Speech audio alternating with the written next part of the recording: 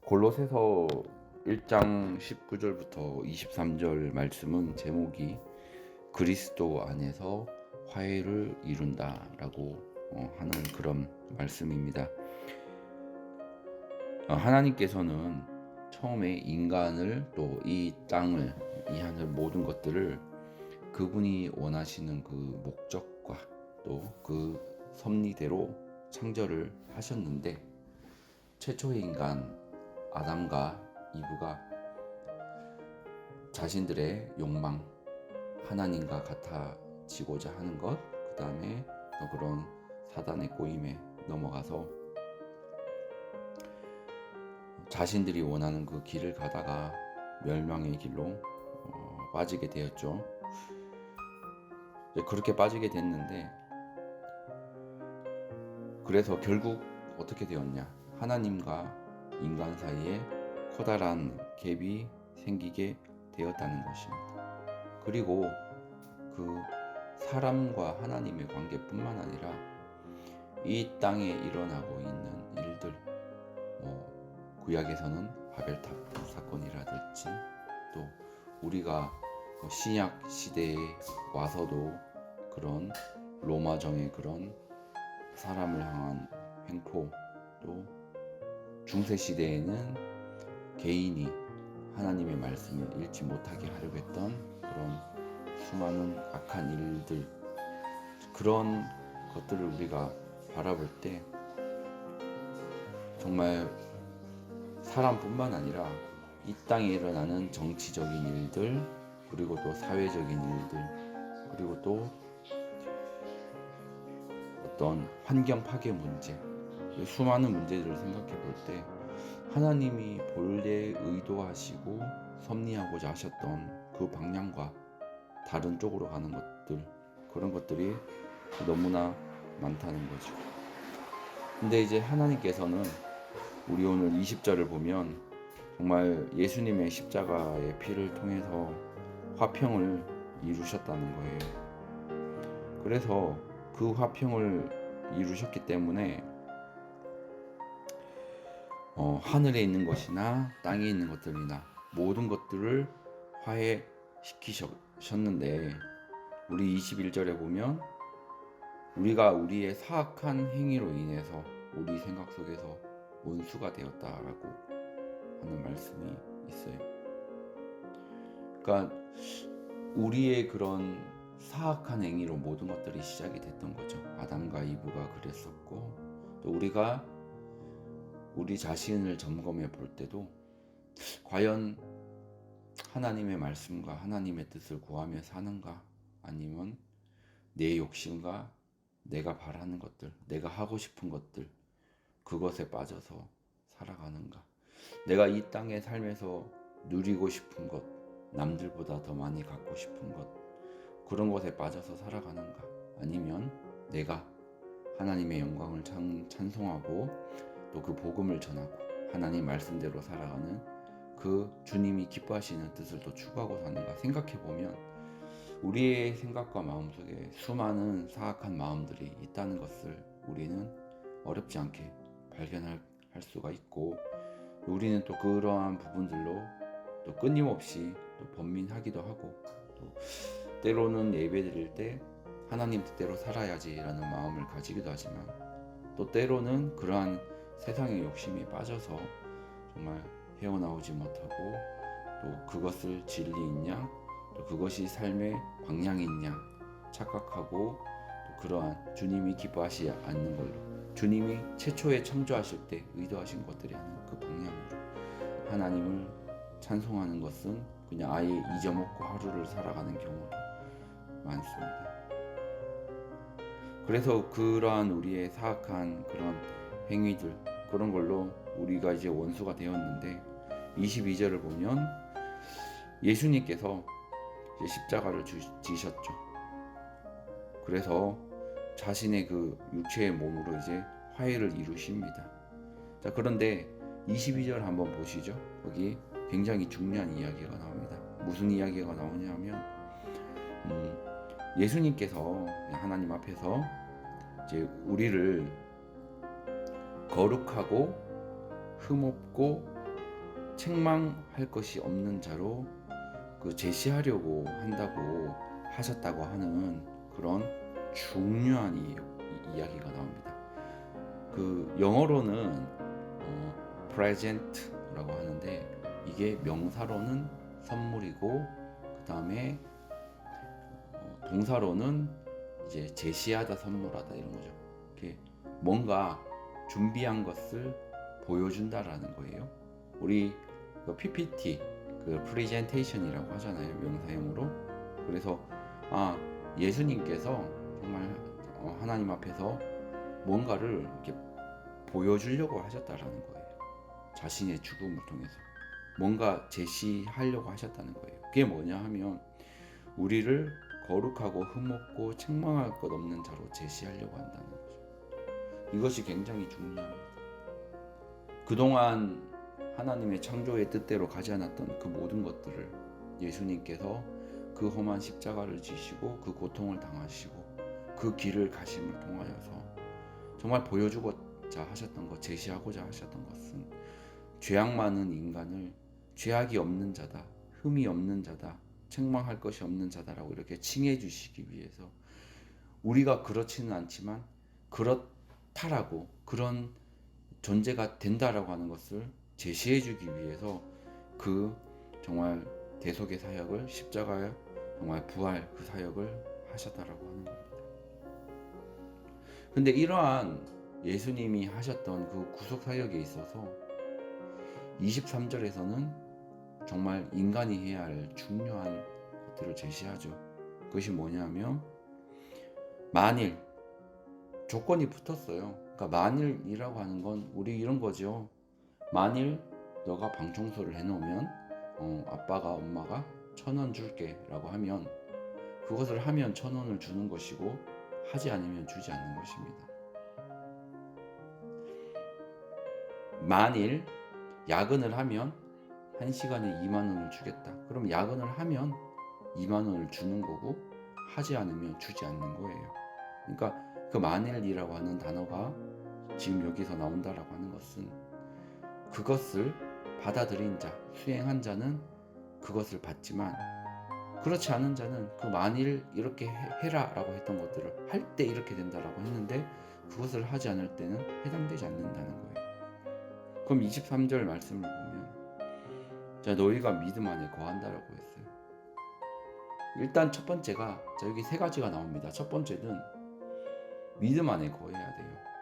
우리가 우리 욕심 안에, 세상의 가치관 안에, 요즘 사람들의 풍조 아래, 남들이 하니까, 남들이 흔히들 그렇게 하니까 이라고 하며 그 안에 거해버린다면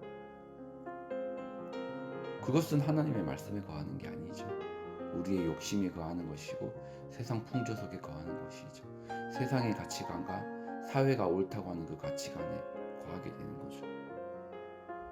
자, 그래서 우리는 첫 번째 믿음 안에 거해야 됩니다. 이게 만일에서 제시하는 첫 번째예요. 두 번째는 터를 다지고 정착한다고 했어요. 자, 우리 여기서 정착한다는 말은 한 교회에 새로 등록해서 잘 다닌다 그런 이야기를 하는 것이 아니에요. 정말 믿음 안에 거하여 터를 다지고 정착한다는 것은 그 안에 아예 살아버린다는 거예요. 거기가 내 삶의 터전이라는 거예요. 믿음 안에 들어왔는데 보니까 세상 친구들이 재밌는 거 하고 세상 친구들이 인생을 즐기는, 정말 하나님 말씀에 비춰봤을 때는 그것을 벗어나지만 정말 세상의 가치관 추구하고 또 술과 또 이 세상의 문화에 흠뻑 젖어 살아가지만 또 그것이 보니까 저것도 너무 재밌는 것 같아. 그래서 기독교인들은 여행을 가지 말아야 된다 그런 얘기를 하는 게 아닙니다.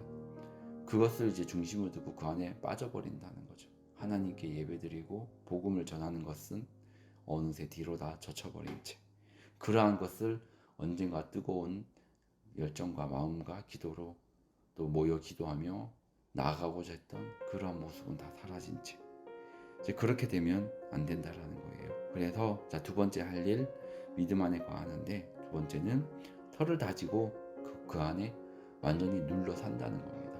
아, 주님, 내가 주님 말씀 안에 그냥 살겠습니다. 내가 하나님의 그 섭리 가운데 살겠습니다. 나는 그 가운데 정말 소속된 주민으로 완전히 살아가겠습니다. 나는 세상에 속한 사람이 아닙니다. 이 세상 문화에, 이 세상이 옳다고 하는 것에 속한 사람이 아닙니다. 이렇게 한다는 것입니다. 자, 그리고 세 번째는 너희가 들은 복음의 소망에서 떠나지 아니한다라고 했어요. 이것이 세 번째 할 것입니다. 우리가 복음을 처음 들을 때는 그 소망이 생겨요. 좀 그 과정이 저 같은 경우는 이 세상에서 의미를 잃어버렸죠. 그래서 더 이상 세상을 살기 싫다. 이거 힘든데 살아서 무슨 의미가 있냐? 그러니까 뭔가 목적성이 있고 뭔가 그 가운데 기쁨이 있거나 뭔가 내가 이루고자 하는 것이 있거나 내가 아니면은 어떤 내게 주어진 명확한 사회에서의 정말 난 이것 때문에 살아가는 거야. 이건 정말 내가 이 세상에서 내 가치를 만든 어떤 것이 이런 것도 없이 살아가다가 그래 이제 그냥 나는 내 목숨을 끊어야겠다 스스로. 왜? 뭐 삶이 그렇게 녹록하고 쉽진 않은데 뭐 이 세상을 살아봤자 의미도 없고 죽어야겠다 라고 하면서 그 당시에 유행하던 어떤 자살 사이트, 자살하는 방법 그런 것들 가운데서 막 헤매고 이제 그러던 중에서 예수님을 만났죠. 정말 빛 가운데서 나를 만나주신 그 예수님, 그분의 사랑을 잊을 수 없었고 뜨거웠고 또 내가 이 삶에서 소망을 잃어버린 이 사람들에게 이 귀한 예수 그리스도의 이 복음을 전해야겠다. 그것이 가슴 가운데 뜨겁게 자리 잡으면서 그래 내가 하나님 앞에 예배하고 내가 이 귀한 하나님의 말씀을 배워가고 하나님이 나를 이 땅에 두신 것 정말 죽을 수밖에 없었지만 게다가 또 특별히 자살하고 이 세상을 떠나려고 했던 나를 살려놓으신 그분이 나를 이 땅에서 두셨고 나를 살리신 것 또 그 예수님이 나를 만나 주셨던 것은 분명한 이유가 있을 거야. 이 땅에서 나에게 맡기실 역할이 분명히 있으셨을 거야. 그래 나는 그분의 말씀대로 복음을 전하고 좀 하나님을 찬양하고 그런 삶을 살아야겠어 라고 했었지만 정말 놀랍지 않게도 몇 년 지나지도 않아서 그 열정은 어느새 사라지고 이 세상 가운데 살아가며 세상 풍조 세상이 정말 즐겁고 세상이 정말 이건 즐겨 이건 정말 즐기면 좋은 거야 행복한 거야 너의 삶을 기쁘게 해줄 거야 금방 빠졌습니다. 그런데 그리 오래 가지도 않았어요.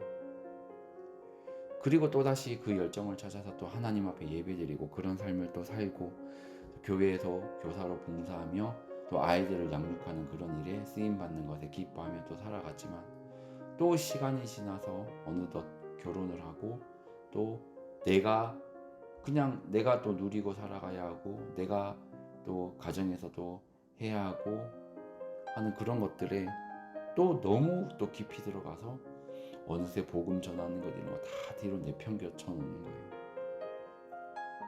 자, 오늘 이 말씀은 그래서 골로새서 1장 23절에 세 번째 말씀은 이 복음에서 소망에서 떠나지 말라고 했어요. 복음은 분명한 소망을 줍니다. 복음의 소망을 잃어버리면 사실은 이 세상에 우리의 존재 가치도 없어요. 뭐 그렇잖아요. 수많은 세대가 지나갔고 수많은 왕조가 지나갔고 수많은 세기가 지나갔어요. 사람들은 자기가 사는 그 바운더리 그 어느 정도 그 이내에서 물론 직업이 있고 가족이 있고 뭐가 있었지만 사실 한 세기가 지나면 그 전 세기 사람 기억을 못합니다. 저는 알아요. 제 고조 할아버지가 분명히 존재했다는 것을. 그래서 제가 있으니까 그 고조 할아버지도 그분의 고조 할아버지가 존재했었다는 거 분명히 아셨을 겁니다. 그러나 이제 기억은 못해요. 족보를 찾아 올라가면 또 한자를 공부를 한다면 어느 정도 그걸 읽어내고 그것이 존재했다는 것 자체는 알아낼 수는 있겠지만 그분이 또 어떤 삶을 사셨고 무엇을 바라셨고 또 어떤 사람이었고 잘 모릅니다. 그냥 이름만 알고요. 할아버지 정도까지는 기억하죠. 어릴 때부터 보고 자라보니까. 그러나 많은 시간이 지나면 그 사람의 존재 자체는 기억을 못해요. 우리가 성경에서 수많은 인물들을 봅니다.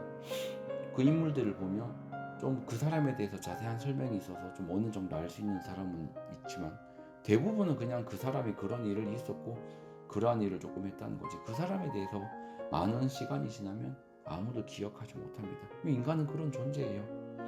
우주를 보세요. 그 광활한 우주 속에서 한 점 먼지처럼 보일 수도 있어요. 그 무슨 의미가 있습니까? 이 땅에서 짧게 뭐 50년, 100년 쾌락을 누리고 살아간다. 뭐 서울의 아파트를 몇 채 가진다. 재산, 뭐 땅을 가진다. 주식을 수백억 원치를 가진다. 무슨 의미가 있습니까? 나 죽고 떠나면 아무것도 없는데. 자, 복음의 소망에서 떠나면 우리의 인생은 이렇게 비참한 인생이 됩니다. 아무런 소망이 없어요. 그걸 바라보고 살 겁니까?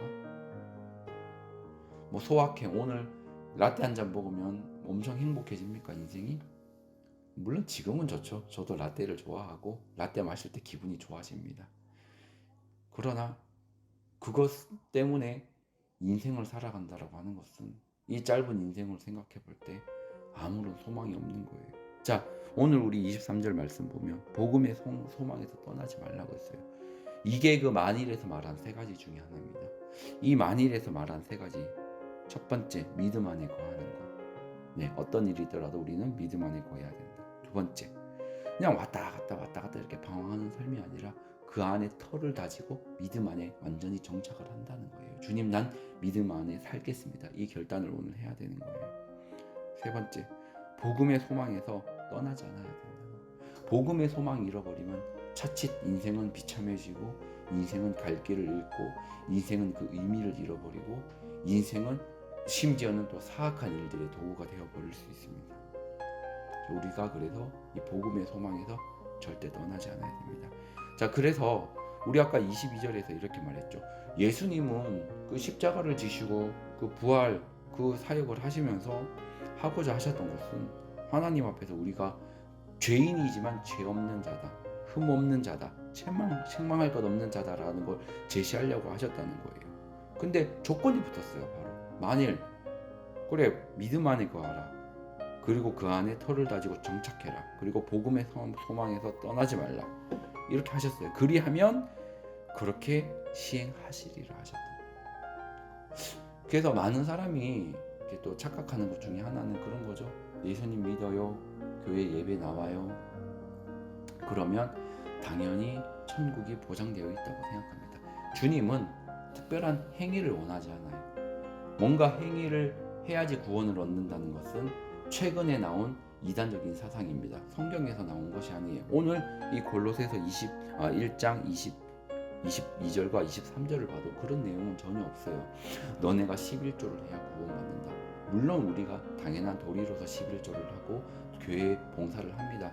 그러나 그것을 구원의 조건으로 제시한 적은 한 번도 없어요. 그건 최근에 나온 매우 정말 사악한 이단적인 사상입니다. 주님께서 그 십자가 부활 사역 하시면서 우리에게 원하셨던 것, 그것은 우리가 복음의 소망 가운데 거하며 믿음 안에 가운데 거하고 왔다 갔다 방황하지 않고 딱 정착하는 것, 그 안에 그것이었습니다. 자, 그래서 주님께서 우리에게 세 가지를 요구하셨으니 우리는 이 세 가지를 반드시 잘 지키며 또 이 한 주를 살고 우리의 평생을 살아야 할 것입니다. 자, 다음 보겠습니다. 근데 그 복음은 하늘 아래에 있는 모든 창조물에게 선포되었다고 하는 것입니다. 예, 이 복음은 사실 현대 시대에는 특히 비행기가 오고 가고 스마트 시대 이렇게 된 것을 보면은 전 세계에 이제 금방금방 다 퍼져나갑니다. 어떤 목사님이 그런 설교를 하셨어요. 스마트폰이 생기니까 죄악을 짓는 속도가 엄청나게 빨라진다. 그쵸? 신문 기사보다 보면은 그 죄악으로 인도하는 그런 수많은 것들이 딱 거기서 인도하고 있어요. 버튼 한번 누르면 빨려듭니다. 근데 반대입니다. 복음을 전하는 속도도 빨라져요. 빠르게 전할 수 있습니다. 카톡으로 말씀 보내줄 수 있고, 또 제가 또 동력하는 목사님도 매일 새벽에 말씀 하나를 정말 대단하신 것 같아요. 하루도 빠짐없이 정확하게 그 일정한 30분 이내의 시간이 되면 정확하게 보내줍니다. 처음에는 자꾸 그냥 중요한 카톡만 와야지 왜 자꾸 이렇게 귀찮게 하나씩 보내라는 마음도 들었지만 어느새 그게 이제 또 1년이 다 되어 가니까 그냥 좀 성경 앱 좀 켜기가 좀 이제 좀 약간 저기 할 때 그냥 말씀이 하나씩 와 있으니까 그냥 열면 되잖아요. 그럼 말씀 하나 보잖아요. 좋더라고요. 그래서 보고 있습니다. 예. 복음을 전하고 말씀을 가리키는 속도도 빨라집니다. 같이 빨라지는 겁니다. 그래서 이 창조물 모두에 이제 선포되었고 그 바울이 있던 시대로부터 해서 그 속도는 점점 빨라지고 있습니다. 자, 그런데 바울은 이런 말을 해요. 나 바울은 그 복음의 사역자가 되었노라. 자, 바울이 그 복음의 사역자가 되었어요. 우리가 바울과 같이 사도는 아닙니다. 그러나 우리가 이 바울의 마음처럼 이 당시에 가졌던 그런 마음과 그러한 내가 사역자가 되었다는 그런 마음, 그건 우리도 가질 필요가 있습니다. 우리가 복음의 그런 사역자가 되어야 합니다. 그래서 코로나 이 시기에 모두가 힘들고 또 이제 오늘부터 비대면 예배가 다시 이제 풀린다라는 정부 지침이 나왔다고 하는데 그것이 풀렸건 풀리지 않았건 우리가 이 복음 전하는 일 개인적으로 1대1로 만날 수도 있어요. 예, 어쨌거나 식당은 4명까지는 갈 수는 있으니까 어쨌거나 그리고 길 가서 만나고 이런 부분에 대해서 자유의 제약을 받는 그런 아주 사악한 전제주의 그런 사회주의의 심각한 체제로 아직 들어간 건 아니니까 우리는 복음을 전할 수 있습니다.